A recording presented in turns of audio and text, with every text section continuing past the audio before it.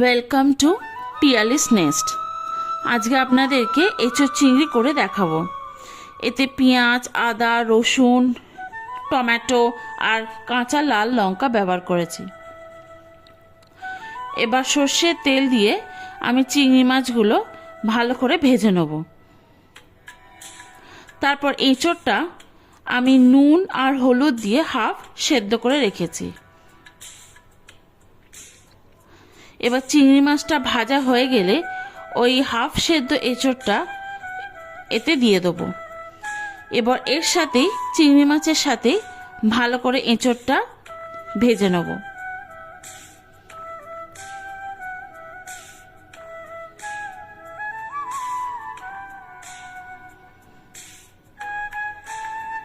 আমার এঁচোড় চিংড়ি একসাথে ভালো করে ভাজা হয়ে গেছে। এবার আর একটু সর্ষের তেল দিয়ে তেজপাতা আর শুকনো লঙ্কা দিয়ে ভালো করে নেড়ে চেড়ে নেব। তারপর কোচানো পেঁয়াজ দিয়ে ভালো করে লাল করে ভেজে নেব।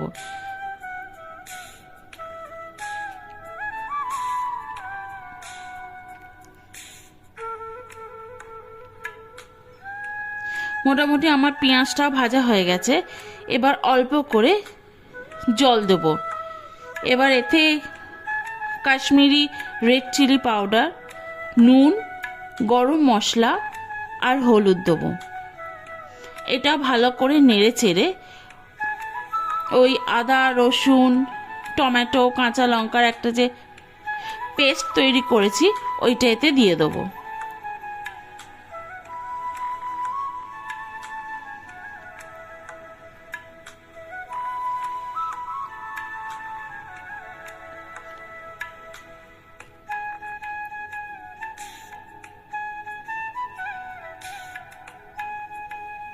চলুন এবার ওই পেস্টটা দিয়ে দিই।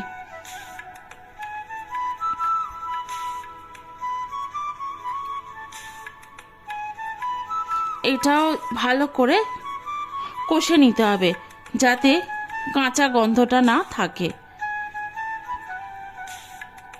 এতে আমরা ব্যবহার করব গুড় আর ইমলি।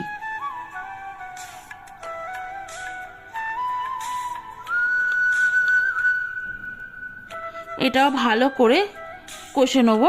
এবার অল্প জল দিয়ে দিয়ে কষবো যাতে ধরে না যায় মশলাটা, তাহলে একটা বিচ্ছিরি গন্ধ বেরোবে।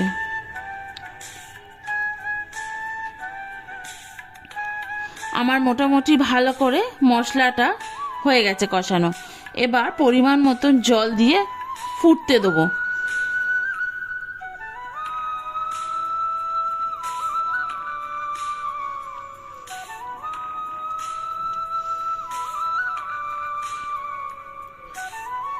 এবার জল দিয়ে জিনিসটা রেখে দিই যাতে একটু ফুটবে।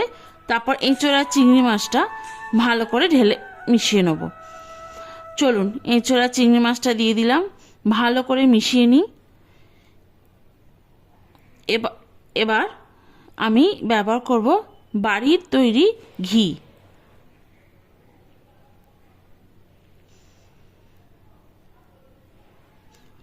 আমার তৈরি হয়ে গেল এঁচোড় চিংড়ি। দারুণ দেখতে হয়েছে আর গরম ভাত।